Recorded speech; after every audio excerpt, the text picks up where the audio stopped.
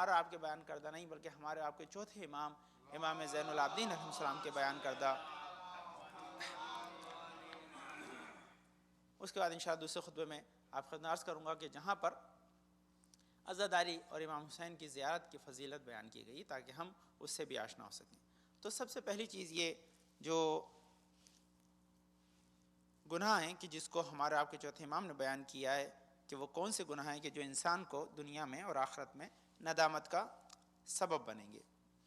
اس میں سب سے پہلے گناہ کی طرف امام اشارہ کرتے ہیں کہ الذنوب التی یورث الندم قتل النفس التی حرم اللہ قال اللہ تعالیٰ فی قصۃ قابیل حین قتل خواہ حابیل فعجز عن دفنہ فاصبح من النادمین. فاصبح من النادمین یہ ٹکڑا قرآن کا حصہ ہے جس میں کہا ہے کہ جب کہ امام زین العابدین ارشاد فرماتے ہیں کہ جب قابیل نے حابیل کو قتل کر دیا اور قتل کرنے کے بعد اسے یہ بھی پتہ نہیں تھا کہ میں دفن کیسے کروں، تو جب وہ دفن کرنے سے عاجز ہو گیا تو اس عجز کی وجہ سے اس نے جو ہے یہ کہا کہ فاصبح من النادمین کہ میں جو ہوں وہ ندامت اٹھانے والوں میں سے ہو گیا، یعنی مجھے اس کا بڑا افسوس ہے. اور یہ چیز اسی لیے تاکہ اللہ نے بتایا کہ جب بھی کوئی نفس محترم کو قتل کرے گا تو یقینی طور پر وہ ندامت میں ہوگا. یہ ایک جگہ نہیں بلکہ کئی جگہ آیا کہ جس کی وجہ سے امام نے اس کو بار بار جو ہے وہ ثابت کیا، بتایا کہ کیوں جو ہے قتل ناحق پشیمانی کا سبب بنتا ہے، انسان کی ندامت کا سبب بنتا ہے، انسان کو اس کی وجہ سے افسوس ہوتا ہے. تو یہ سارا واقعات میں ان تمام تر چیزوں کو یہ کے بعد دیگرے بتایا گیا پورا واقعات. لیکن یہ ایک پیغام ہے جس کو عزاداری سے منسلک کرنا ہے تاکہ یہ ایام ان کا بھی استفادہ کر سکیں. آپ بتائیے کہ اگر کوئی انسان، یہ تو پہلا خون ناحق ہے نا، اگر قابیل جو ہے وہ حابیل کو قتل کر کے نادم ہو سکتا ہے تو حسین کو قتل کرنے کے بعد قاتلوں کو کتنی ندامت ہونا چاہیے. لیکن یہاں تک پیغام نہیں ہے. پیغام یہ ہے کہ قتل امام حسین صرف کربلا تک محدود نہیں ہے، قیامت تک ہے. اب جو حسین کے ساتھ ہوگا وہ ندامت سے بچ جائے گا، جو حسین کو چھوڑ دے گا وہ ندامت میں چلا جائے گا.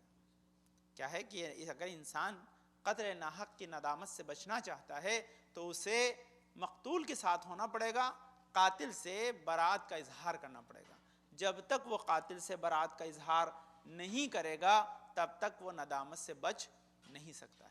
یہ پیغام ہے. کیا ہے پیغام؟ امام کہتے ہیں وہ گناہ کے جو انسان کی ندامت کا، پشیمانی کا، ریگریشن کا سبب بنتے ہیں ان میں قتل ناحق ہے. قتل ناحق میں قابیل کا قتل اپنی جگہ، حابیل کا قتل جو ہے وہ اپنی جگہ پر ہے جس کو قابیل نے کیا تھا، لیکن اس کے باوجود اس کے بعد بہت سے قتل ہوئے. لیکن وہ جو قتل کربلا میں آل محمد کا ہوا اس کی دنیا میں کوئی مثال نہیں ہے، کوئی مثال اس کی نہیں ہے. جب نہیں ہے تو اس کا مطلب کیا ہے کہ آج دنیا کو یہ بتانا ہے کہ اگر انسان کے دل میں انسانیت جلوہ گر ہے تو اس کی وجہ سے اسے ظالم اور مظلوم میں فرق محسوس کرنا پڑے گا.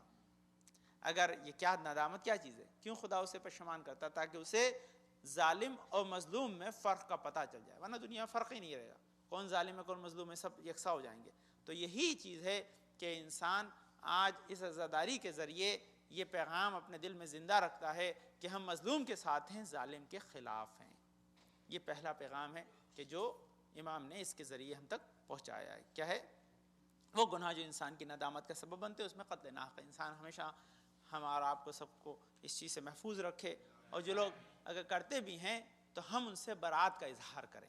یہ ہے کسی بھی صورت میں قتل ناحق شریعت میں جائز اور روا نہیں ہے. مذہب اور ملت اس میں کہیں کوئی رول پلے نہیں کرتی ہے. یہ بہت اہم چیز ہے. لیکن صلوات پڑھتے ہیں آپ لوگ، اللہم صلی علی محمد وآل محمد. اس کے بعد وہ دوسرا گناہ کہ جس کو امام زین العابدین کہتے ہیں کہ یہ دنیا میں انسان کے ندامت کا سبب بنتا ہے، وہ کہتے ہیں قطع رحم، کہ انسان اپنے رشتہ داروں سے دوری اختیار کر لے، ان سے رشتہ نہ نبھائے. کہتے ہیں یہ بھی انسان کی ندامت کا سبب بنتا ہے. اب امام نے دیکھیے اس کو بہت ایمفیسائز کیا ہے. وہ کیوں کہتے ہیں؟ کہتے ہیں وَتَرَكَ صِلَةَ الْقَرَابَةَ، ہے نا، کہ جو انسان اپنے رشتہ داروں سے قطع رحم کر لے گا وہ نادم پشیمان ہوگا، ریگریٹ کرے گا، یہ لازمی ہے. اور اس کے لیے امام کیا کہتے ہیں کہ یہ اس لیے کہا گیا ہے کیونکہ قرآن میں خدا نے قطع رحم کرنے والوں پہ 3 مرتبہ لعنت کی ہے. 3 مرتبہ خدا نے قطع رحم کرنے والوں کے اوپر لعنت کی ہے. اور اس کے کہتے ہیں یا کا مصاحبۃ القاتل رحمت فانی وجدت ملعونا فی کتاب اللہ عز وجل فی 3 مواضع. اور یہ آپ کے کہا کہ کیوں امام کہتے ہیں کہ میں تم سے ایون یہ توصیہ کرتا ہوں کہ جو قاطع رحم اس کے ساتھ بھی نہ رہو.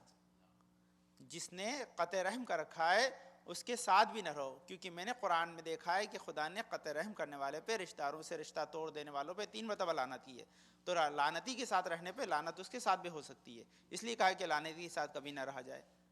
امام نے کہا کہ اس سے بھی قطع رحم، جس نے قطع رحم کیا اس سے بھی اپنے آپ کو بچا لو، اس سے بھی اپنے آپ کو بچا لو، ورنہ کیا ہوگا کہ یہ اثر تمہارے پاس بھی آ سکتا ہے. اس لیے امام نے کہا ایا کا کہ تم کو میں ایا کا مصاحبۃ القاتل رحم کہ میں تمہیں وارن کرتا ہوں کہ قاتل رحم کے ساتھ نہ رہنا. اس کے بعد دوسری کہتے ہیں فَلَسَيْتُمْ إِن تَوَلَّيْتُمْ أَن تُفْسِدُوا فِي الْأَرْضِ وَتَقَطُّعُوا أَرْحَامَكُمْ أُولَٰئِكَ الَّذِينَ لَعَنَهُمُ اللَّهُ فَسَمَّعَهُمْ وَأَعْمَىٰ وَأَبْصَارَهُمْ.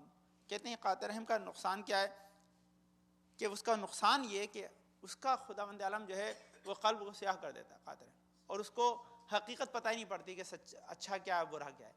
اسے پتہ ہی نہیں پڑتا رائٹ کیا ہے رونگ کیا ہے، وہ رائٹ ڈیسیزن لے نہیں سکتا. اب یہاں امام نے جو دیکھیے بہت امپورٹنٹ چیز ہے، دیکھیے میں نے کیا کہا یہ سارے گناہ ہیں جو نادامت لاتے ہیں. تو قاتل رحم نادم ہوگا، اسے پشیمان ہونا پڑے گا دنیا میں بھی آخرت میں بھی. تو اگر انسان پشیمانی سے بچنا چاہتا ہے تو رشتہ داروں سے کبھی اپنا رشتہ قطع نہ کرے، توڑے نہیں، ہمیشہ رشتہ بنا کے رکھے.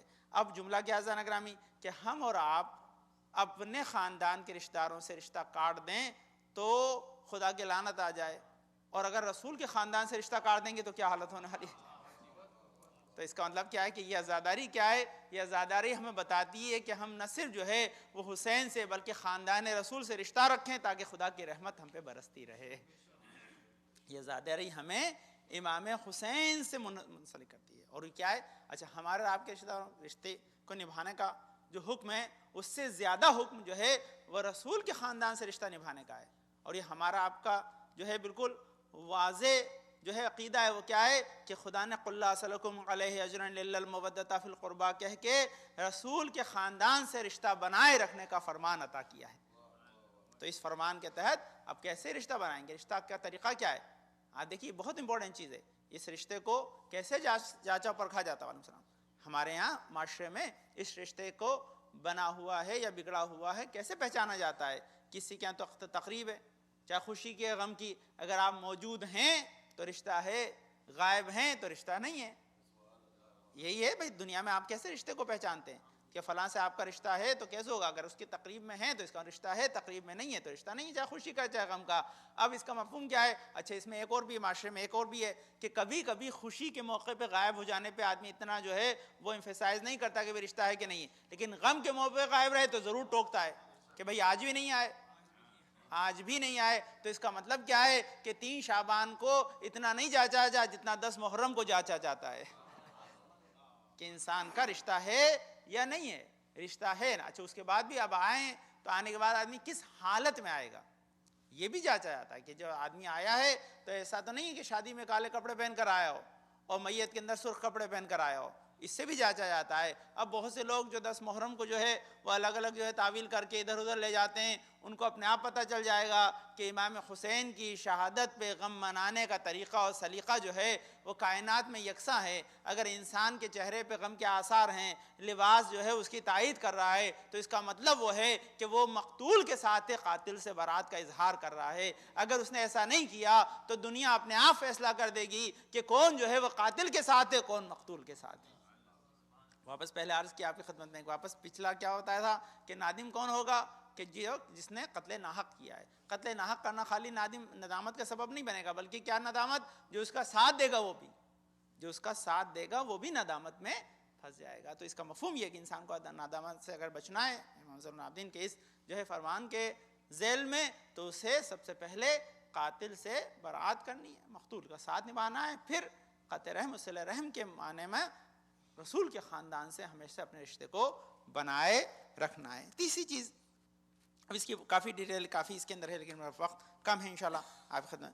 دوسری چیز کے بعد کہتے ہیں اول وقت نماز کا جو ہے وہ چھوڑ دینا یہ بھی ندامت کا سبب. یہ امام سے 5 چیزیں ہیں امام نے بتائیں کہ اول وقت جان بوجھ کر نماز کو جو ہے چھوڑ دینا اور قضا کر دینا یہ ندامت کا سبب بنتا ہے. یعنی اللہ سے جو اپنا وعدہ انسان نے نبھایا اس نے وعدے کو پورا نہ کرے, یہ بھی چیز.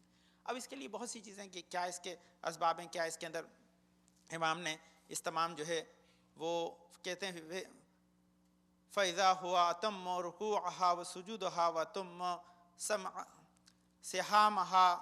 یہ پوری اس کی انہوں نے امام نے تعویل بیان کی کہ جہاں پر امام نے, کیونکہ بہت بڑی روایت اگر پوری پڑھوں گا کافی دیر لگ جائے گی, کہ ہر وقت انسان جب سجدہ کامل, رکوع کامل اور نماز کامل کو ادا کرتا ہے تو خدا کی طرف سے ایک نور اس کی طرف آتا ہے جو اس کے وجود کو منور کر دیتا ہے, اور ملائکہ جو ہے وہ اس کی حفاظت کرتے ہیں, یہاں تک کہ 2 فرشتے ہمیشہ اس کے ساتھ رہ کر اس کی جو ہے وہ محافظت کرتے ہیں, اور اس حالت میں کہ وہ اس کا نور جو ہے وہ آسمان کی طرف جو ہے وہ بلند ہوتا ہے, یہ اس کا چہرہ جو ہے وہ روشن اور چمکدار رہتا ہے. یہ ادائے صلات کے اوپر ہے. اس کے بعد جو قضائے صلات پہ, یعنی اب اس پہ ایک بہت پیارا واقعہ لکھا ہے, سنیے اس واقعے کو سنیے کہ جب انسان اول وقت نماز ادا کرتا ہے اور نماز کی حفاظت کرتا ہے تو خدا اس کی نماز کی کیسے حفاظت کرتا ہے. کہتے ہیں یہ جو واقعہ ہے بڑا پیارا واقعہ ہے, سنیے. کہتے ہیں شہید محراب آیت اللہ اشرفی جو تھے اصفہانی, انہوں نے آیت اللہ دستغیب کا ایک واقعہ نقل کیا. آیت اللہ دستغیب بہت بلند پایا عالم, کہتے ہیں کہ وہ اول وقت نماز ہمیشہ پڑھا کرتے تھے. کہتے ہیں ایک مرتبہ انہیں مشہد جانے کا موقع ہوا, وہ بھی پلین سے, اور ان کا پلین کا وقت جو تھا اول وقت ظہر پہ تھا. اب جیسے وہ پلین میں بیٹھے ادھر اذان ہو گئی. آقا آیت اللہ اشرفی کہتے ہیں میں نے آیت اللہ دستغیب کو دیکھا کہ وہ پہلو بدل رہے ہیں جیسے بڑے بے چین ہو, اتنا بے چینی. تو میں نے کہا کیا ہوا آقا, کیوں بے چین ہے, کوئی پریشانی ہو گئی؟ بولا نہیں, اذان ہو رہی ہے اور نماز پڑھنے کا موقع نہیں ملے گا. بولا آقا کوئی بات نہیں, یہ پلین بس چلنے والا ہے, ابھی 1.5-2 گھنٹے میں ہم مشہد میں لینڈ کریں گے, آپ مشہد میں آرام سے نماز پڑھیے گا مبارک جگہ پہ. کہ نہیں, میں چاہے یہ سفر جو ہے امام حسین کی زیارت کا ہو, لیکن نماز اللہ کی ہے, میں اس کو جو ہے ڈیلے نہیں کرنا چاہتا, اس لیے میں بیچوں. پھر کہتے ہیں میں نے کہا کہ ابھی تھوڑی دیر رک جائیں, اب تو پلین میں آ گئے, اب تو کوئی چارہ نہیں ہے, آپ ویٹ کریں, پلین تو اڑنے والا ہے. لیکن ان کا کہ ان کی بے چینی کم نہیں ہو رہی, بڑھ ہی رہی ہے. کہتے ہیں وہ ان کی بے چینی کو دیکھ کر ایک لمحہ نہیں گزرا تھا کہ وہ جو اناؤنسمنٹ کرنے والے تھے پلین میں اناؤنسمنٹ کیا کہ اس میں کوئی جو ہے ٹیکنیکل مسٹیک ہو گئی ہے, آدھا گھنٹے پلین لیٹ ہوگا. آدھا گھنٹے پلین لیٹ ہوگا, ہم سب کو اتار دیا گیا, ہم سب آئے, انہوں نے نماز پڑھی, ادھر نماز ختم, ادھر انہوں نے کہا پلین میں آ جائیے. تو کہتے ہیں یہ میں نے خود نے جو ہے واقعہ آیت اللہ اشرفی کہتے ہیں کہ آیت اللہ دستغیب کے لیے. تو جانے گا صحیح بات, یہ انسان کی نماز کی قبولیت کی دلیل ہے کہ ایسا پڑھنے والا شہید محراب جیسے دونوں اس منزل میں, کہ ان کی منزل یہ ہے کہ اول وقت نماز ادا کرتے ہیں تو خدا اہتمام بھی کر دیتا ہے, اور اہتمام بھی ایسا کرتا ہے کہ اس کے لیے. تو یہ خود بتایا میں نے, کیا روایت میں کیا پڑھا کہ جب انسان خود نماز کے لیے کھڑا ہوتا ہے تو ملائکہ اسے گھیر لیتے ہیں, اس کے لیے دعا کرتے ہیں, اس کی محافظت کرتے ہیں. تو محافظت کرنے والے ملائکہ اگر اس کے ساتھ موجود ہیں تو یہ کام کرانا ان کے لیے کوئی بڑی چیز نہیں ہے. زنا یہ خدا کی طرف سے عطا ہے. تو کہتے ہیں یہ ریگریشن کہ انسان جان بوجھ کر اس کو قضا نہ کرے, ورنہ پھر یہ انسان کے جو ہے وہ ریگریشن کا, اس کے جو ہے وہ ندامت کا سبب بنے گا. چوتھی چیز ہے جو امام کہتے ہیں کہ جس کی وجہ سے انسان کو دنیا میں پشیمانی کا سبب ہوگا, وہ ہے وصیت. اس میں امام حسین بہت سے پیغامات ہیں, آپ لیکن میرے پاس وقت کم ہے, اگر اس سے بھی یاد رکھیں کہ ابو ثمامہ یا مولا کائنات کی جو واقعات ہمارے پاس موجود ہیں وہ بتاتے ہیں کہ امام نے چلتی ہوئی تلواروں کے بیچ میں نماز پڑھی ہے. امام حسین نے بھی, مولا کائنات نے بھی. اور کسی نے مولا کائنات سے کہا تھا, کیا کہا تھا کہ مولا بھی تو تلوار چڑھ رہی ہیں, آپ کہاں ہیں نماز, بار بار مولا دیکھ رہے تھے آسمان کو. تو کیا جواب دیا کہ ہم یہ تلوار چلا ہی اسی لیے رہے تاکہ دین باقی رہے, تاکہ دین باقی رہے, ورنہ پھر تلوار چلانے کا کوئی فائدہ نہیں ہے. یہی امام حسین نے صبح بھی نماز حملے اولا حضران گرامی, ظہر میں بھی نماز خوف پڑھی گئی کیونکہ تیروں کی برسات تھی, اور سجدے میں سر حسین کا کٹنا اس بات کی دلیل ہے. تو یہ بھی خود ازادہ ہے کہ جو آخری سجدہ, آخری جو ہے وہ سجدہ اس عالم میں کرے کہ شم کا خنجر چل رہا ہو, تو اس سے بڑا پیغام حسین نماز کے سلسلے میں نہیں دے سکتے. تو یہ پیغام اس سلسلے میں یہ. اب اس کے بعد کی منزل کیا ہے کہ وصیت نہ کرنا.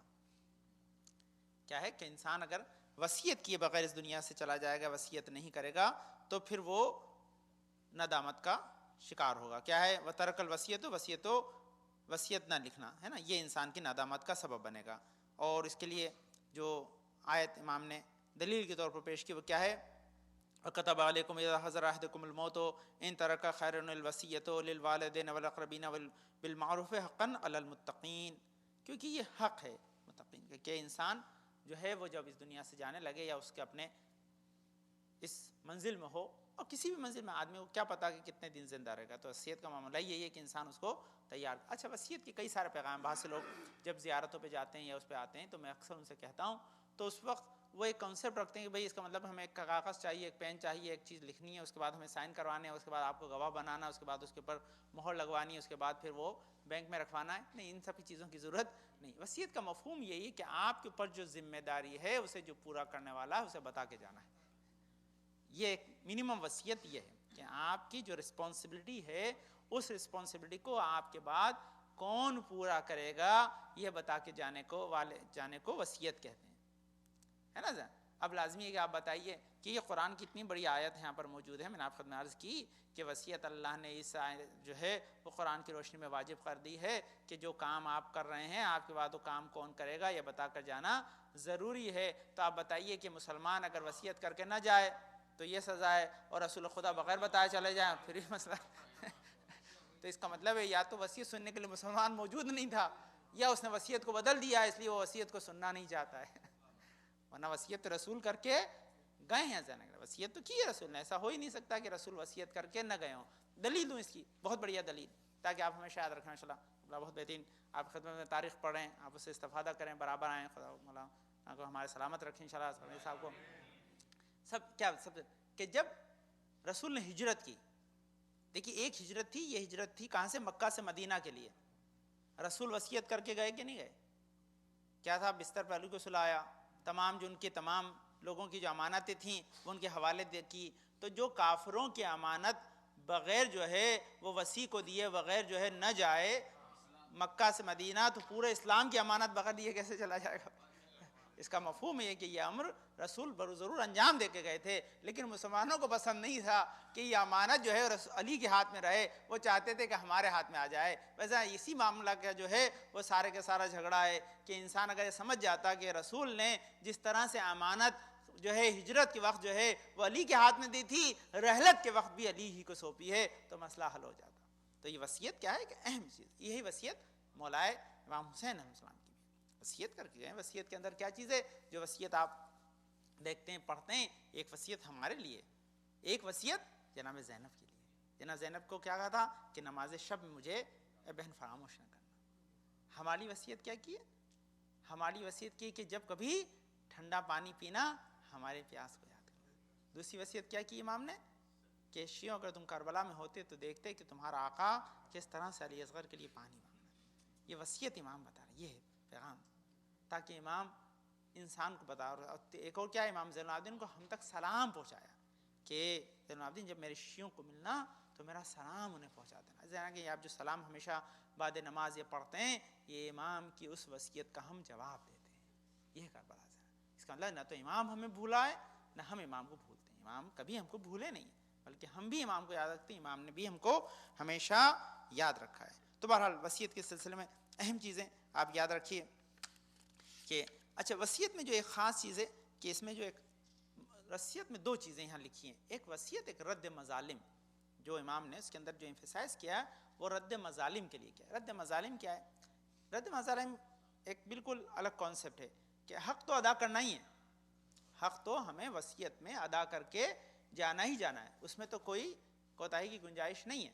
لیکن ایک چیز کہ ہم نے انجانے میں اگر کسی کا حق ادا نہ کیا ہو اسے بھی ادا کر گیا، اسے رد مظالم کہتے ہیں۔ رد مظالم کیا شے ہے کہ ہم نے انجانے میں اگر کسی کا دل دکھایا ہے تو ہم چاہتے ہیں کہ وہ بھی جو ہے ہماری گردن پہ بار نہ رہے، ہم اسے بھی ادا کر کے جائیں۔ اس کو ادا کرنے کا طریقہ رد مظالم۔ تو ایک انسان وصیت کر کے جائے، ایک اپنی دولت میں سے حصہ ایسا نکال دے کہ جو رد مظالم میں کام آئے۔ میں نے باہر عرض کیا، پھر کیونکہ اس میں موضوع میں بات ریکارڈ ہوتی ہے، بعض اوقات اسے سن لیں تو آسان رہتی ہے۔ میں نے عرض کیا رد مظالم میں جو سب سے آسان طریقہ ہے رد مظالم کے ادا کرنے کا، وہ ایک یہ کہ انسان صدقے کے ساتھ اور بھی ایک رقم نکال دے، یہ ایک ہے۔ دوسرا طریقہ جو میں نے آپ خدمت عرض کیا بارہا کہ انسان جب کھانا کھا رہا ہے، جب انسان غذا تناول کر رہا ہے، اپنے روزمرہ کی کھانے کو جب کھا رہا ہے اپنے خانوادے کے ساتھ، اپنے فیملی کے ساتھ، اس وقت امام کی کوئی حدیث وہاں سنا دے، امام کا ذکر وہاں کر دے، امام کی حدیث کوئی وہاں سنا دے، تو اس کی وجہ سے جو پیسہ اس نے اس کھانے پہ خرچ کیا ہے خدا اس سے رد مظالم کے اکاؤنٹ میں جمع کر دے گا. تو خدا اس پیسے کو کیا کرے گا؟ رد مظالم کے اکاؤنٹ میں جمع کر دے گا. اب بھائی یہ ڈیسیزن آپ کا ہے، میرا نہیں ہے. آپ کو اس کو ڈیسیزن لگانا ہے کہ یہ اب جی دیکھیے کھانا سامنے لگا ہوا ہے، آپ بیٹھے ہوئے ہیں، خانوادہ بیٹھا ہوا ہے، آپ نے کہہ دیا حسین من وانا من الحسین، حدیث ہے بھائی رسول کی، ہے نا، کہہ دیا. دوسری حدیث مولا کائنات کے بارے میں سنا دی، جو آپ کو یاد ہے کوئی حدیث سنا دیں. اور اتنی سارے آپ مولانا روزانہ مجلس میں آتے ہیں، سنتے ہیں، ایک آدھ یاد کر کے ضرور جایا کریں، ہے نا بھائی. تو اگر آپ نے کوئی حدیث جو ہے وہ سنا دی. کل بھی میں نے آپ کو، اچھا ضروری نہیں کہ آپ اس کو عربی میں ہی سنائیں.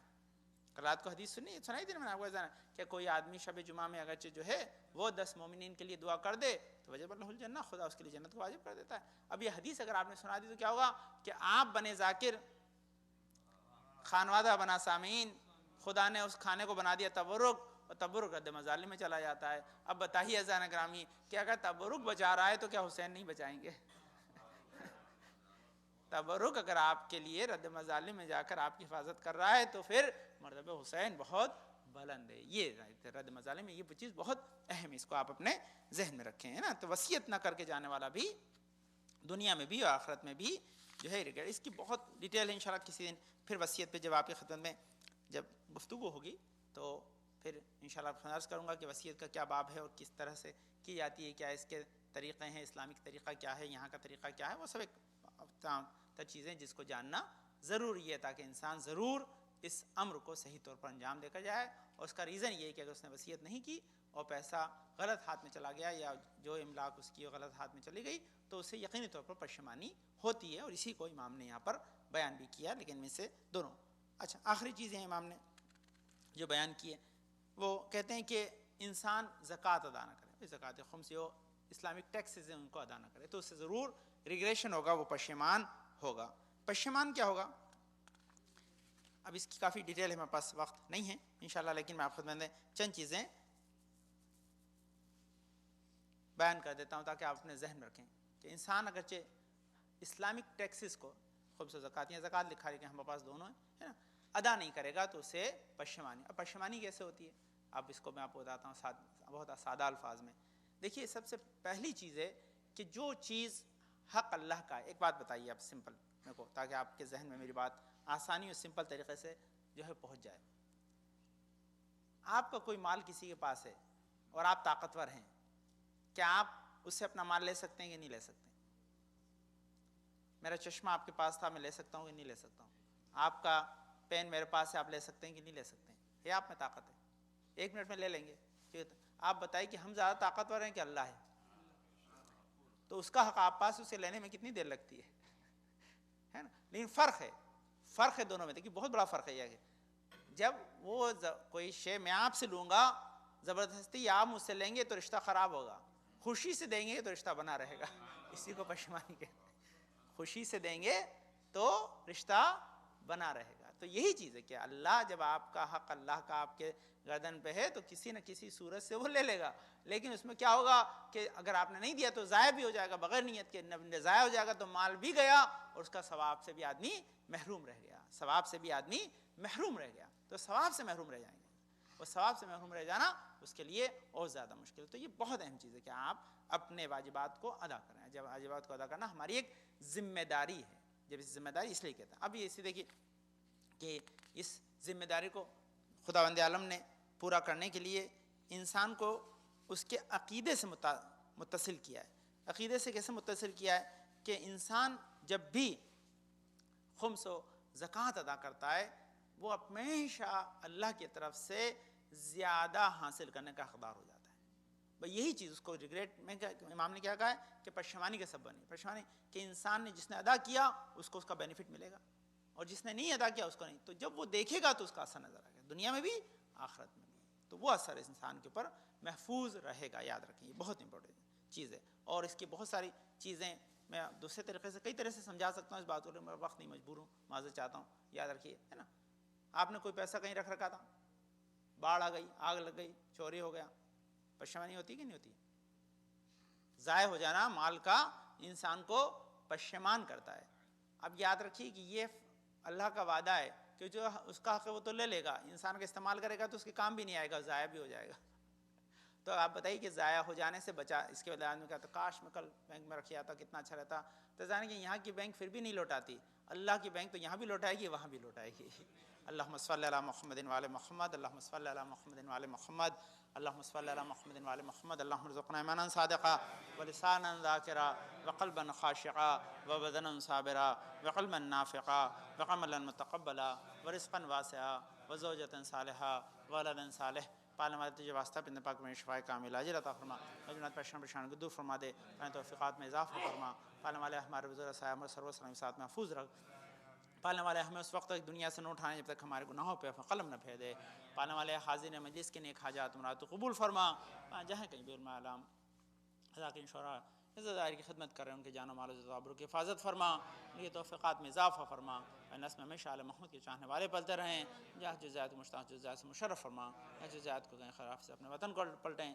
پالنے والے اپنے پاک صدقہ میں جنات بیمار ہیں، مخصوصاً نوشاد بہن فتوی عابد بھائی میں محمد بھائی بانو بہن بنت کریم بھائی امتیاز بھائی ابن ولی بھائی غلام علی ابن کمال بھائی رضا حسین ابن غلام علی اشتیاق بھائی ابن محمد بھائی محمد حاضر مجلس میں جو منات ہیں سب کو شفائے کامل عاجل عطا فرما۔ پالنے والے ہمارے امام زمانہ کو ہم سے راضی خوشنود رکھ، ہمارے امام زمانہ کے ظہر میں تعجیل عطا فرما، ہم کو ان کے انصار و اعوان میں قرار دے۔ بسم اللہ الرحمن الرحیم، اذا جاء نصر اللہ والفتح ورأيت الناس يدخلون في دين الله افواجا فسبح بحمد ربك واستغفره انه كان توابا۔ اللهم صل على محمد وآل محمد، اللهم صل على محمد وآل محمد، اللهم صل على محمد وآل محمد۔ اعوذ باللہ من الشیطان اللعین الرجیم، بسم اللہ الرحمن الرحیم، الحمد للہ رب العالمین بارئ الخلائق اجمعین فاطر السماوات والارضین۔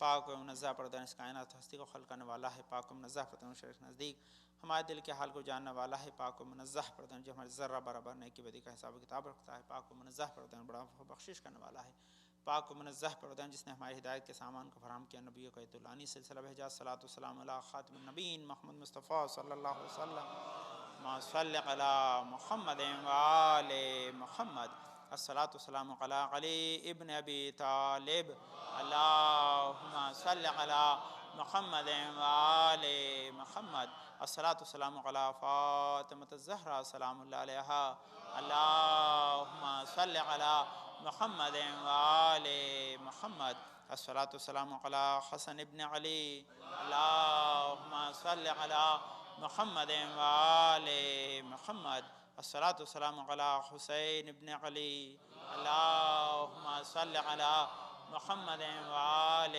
محمد، الصلاۃ والسلام علی علی ابن الحسین، اللہم صلی علی محمد وآل محمد، الصلاۃ والسلام علی محمد ابن علی، اللہم صلی علی محمد وآل محمد، الصلاۃ والسلام علی جعفر ابن محمد، اللہم صلی علی محمد وآل محمد، الصلاۃ والسلام علی موسیٰ ابن جعفر، اللہم صلی علی محمد وآل محمد، الصلاۃ والسلام علی علی ابن موسیٰ الرضا، اللہم صلی علی محمد وآل محمد، الصلاۃ والسلام علی محمد ابن علی، اللہم صلی علی محمد وآل محمد، الصلاۃ والسلام علی علی ابن محمد، اللہم صلی علی محمد وآل محمد،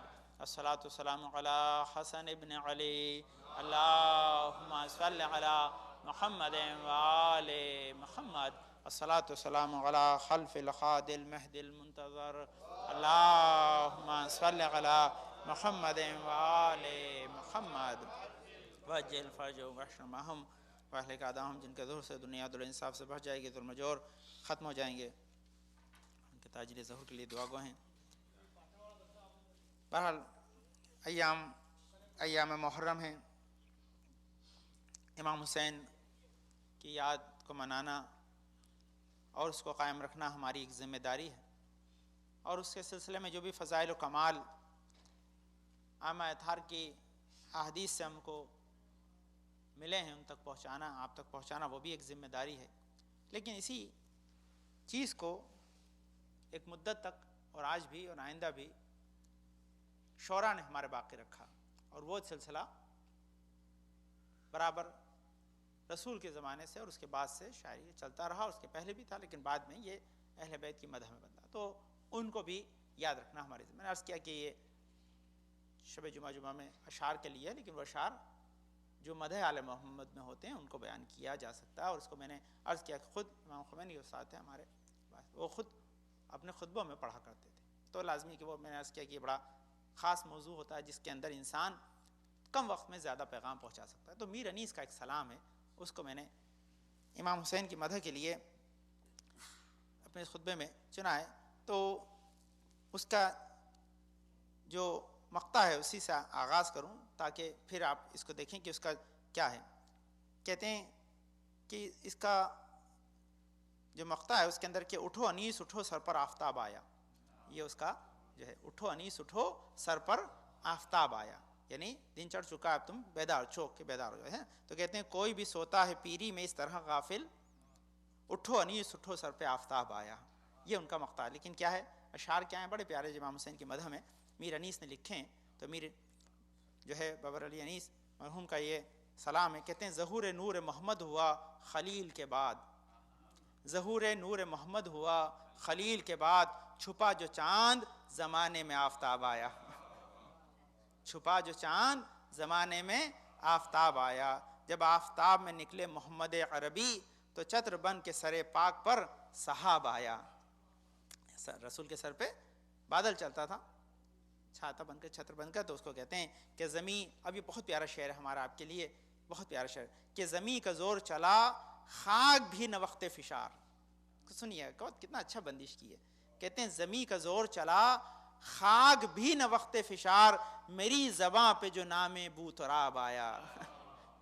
دیکھیے اس میں جو انہوں نے بندش کی کیا ہے، زمیں کا زور چلا خاک بھی نہ وقت آفتاب وقت فشار، میری زباں پہ جو نام بو تراب آیا. کہتے ہیں رخ حسین سے میں نے کبھی نہ دی تشبیہ، رخ امام حسین کی کہتے ہیں رخ حسین سے میں نے کبھی نہ دی تشبیہ، چمک کر سامنے سو بار آفتاب آیا. چمک کر سامنے سو بار آفتاب آیا. اور جہاں میں رہتی ہے روشن دلوں کی آمد و رفت، سحر کو چاند چھپا دن کو آفتاب آیا. اور وہ کون لوگ تھے بھیجا سلام جب شہ پر، وہ کون لوگ تھے بھیجا سلام جب شہ پر، ذریعے قبلہ کونین سے جواب آیا. یہ ہے واقعات میں امام حسین کی بھی اور مولا کائنات کے روزے سے باقاعدہ گفت و شنید کی آوازیں آتی ہیں نا. اٹھائے شہق نے کلیجے پہ جب 72 داغ، تو سید الشہداء عرش سے خطاب آیا. اور سر حسین گیا شام میں جو وقت سحر، ہوا یہ شور کے نیزے پہ آفتاب آیا. اور بحرینہ سرو ہوئے و نصیب و قسمت، کہ اپنے سائے سے جن کو صدا حجاب آیا.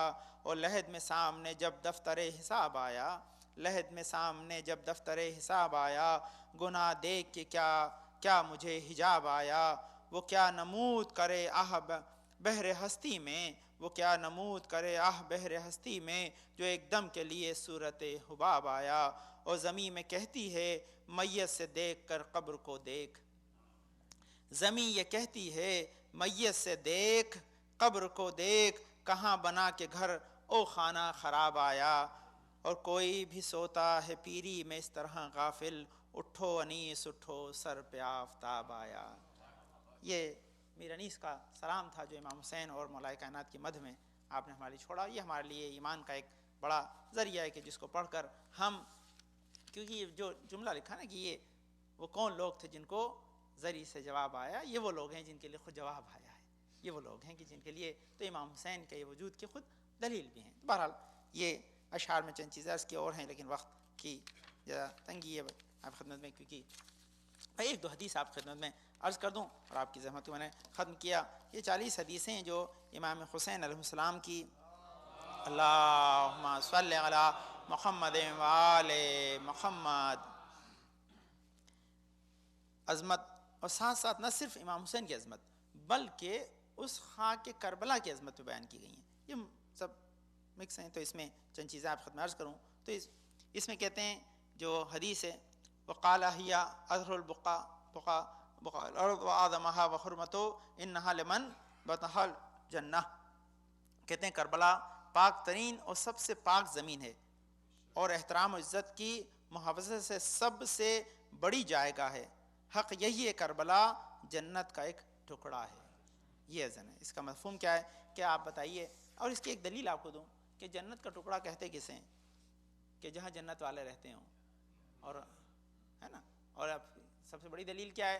دلیل یہ ہے کہ رسول نے کہہ دیا الحسن والحسین سید شباب اہل الجنہ، تو لازمی ہے کہ جہاں خود جو ہے وہ سید شباب اہل الجنہ ہو تو وہ خود جنت کا حصہ ہوگا۔ لیکن زیارت کے سلسلے میں بہت سی جو ہے وہ روایات ہیں، بہت سے جو ہے وہ پیغامات ہیں۔ حج مقبولہ ہے، اس کو مدام انسان کو زیارت کو جانا چاہیے، جو انسان زیارت کو نہیں جائے گا اس نے حق امام حسین کو ادا نہیں کیا، اور یہ ساری چیزیں اس سلسلے کے اندر یہاں بیان کی گئی ہیں۔ لیکن